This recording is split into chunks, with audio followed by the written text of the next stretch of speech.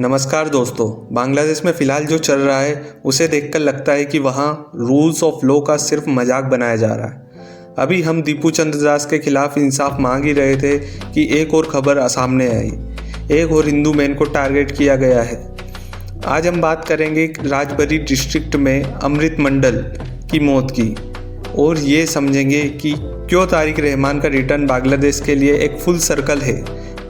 सबसे पहले let's talk about fact. म्यामन सिंह के बाद अब राजबरी डिस्ट्रिक्ट में खबर आई कि अमृत मंडल, जिसे लोकल लोग सम्राट कहते थे, उसे एक मॉब ने पकड़ा और इतनी बेरहमी से पीटा कि हॉस्पिटल से पहुंचने से पहले ही उसकी डेथ हो गई।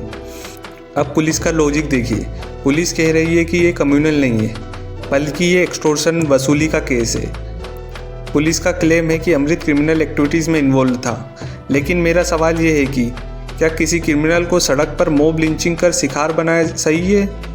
जब दीपू दास को जला दिया गया था तब भी इनिशियल एलिगेशन ब्लास्फेमी के थे जो बाद में झूठ निकले। बांग्लादेश में फ़िलहाल एक डेंजरस पैटर्न दिख रहा है। पहले एक्यूजेशन लगाओ, फिर मॉब बुलाओ और फिर इंसाफ सड़क पर कर दो। माइनॉरिटीज़ कम्युनिटी के लिए ये सेफ्टी नहीं, ये सरेंडर है। इसी माहौल के बीच ढाका एयरपोर्ट पर एक प्रिंस की एंट्री हुई है जिसका नाम है तारिक रहमान। 17 साल बाद लंदन से वापस लौटे हैं। दोस्तों, तारिक रहमान कोई आम पॉलिटिशियन नहीं है। इन्हें 2004 के ग्रेनेड अटैक में करप्शन केस में पकड़ा गया था। 17 साल तक ये लंदन में एग्जाइल में थे, बट जैसे ही शेख हसीना इंडिया आई वहाँ सिस्टम बदल गया। इनका पुराना केस अब पॉलिटिकल वेजिनेंस में बताकर साइड कर दिया गया। लाखों सपोर्टर ने उसका स्वागत किया।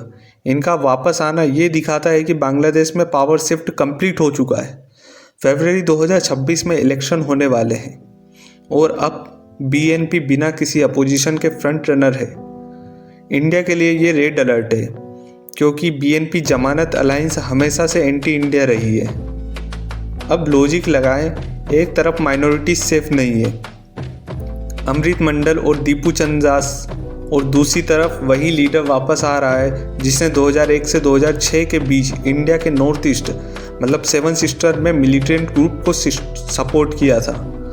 बांग्लादेश में इंटरिम गवर्नमेंट के एडवाइज़र मोहम्मद यूनुस ने अमृत मंडल की मौत को एक्सटॉर्शन से लिंक करके हैंडल करने की कोशिश की है। बट क्या वो तारिक रहमान का रिटर्न के बाद बढ़ने वाले रेडिकलाइजेशन को रोक पाएंगे?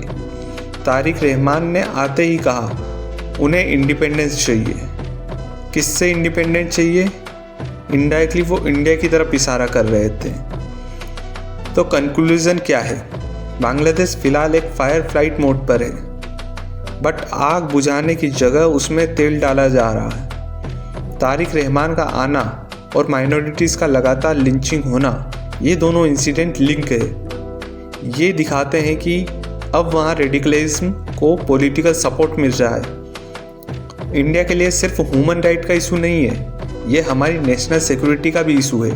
अगर हमारे पड़ोस में मॉब्स की हुकूमत होगी तो हमारे बॉर्डर काफ़ी सेफ नहीं रहेंगे।